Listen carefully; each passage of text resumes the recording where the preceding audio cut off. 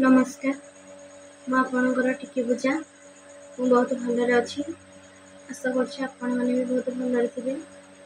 आपण माने तो जानते यात्रा महिमा दर्पनारायणपुर गोपीनाथपुर दिलबसार घाटी ओपनिंग होता महिरावण बध इंद्रित बध तो आमर रिहर्सल चलता आपण लाइव द्वारा कही कि आमर आगु राम जन्म बही प्ले होगा जाऊँगी से दिन आसी जाइए तो 3 तारीख आमर बही प्ले हे राम जन्म आपण मैंने निश्चय आसवे आखपाखि अंचल जी अच्छा आसवे यात्रा उपभोग करेंगे किपरि लगिला कमेंट माध्यम जनइबे। तो आमर किसी त्रुटि रहा कि भल है कौन ताकू भी जनइबे। माँ पूर्णवासी निकट गोपीनाथपुर दर्पनारायणपुर नाटक हम निश्चय आसी जय जगन्नाथ।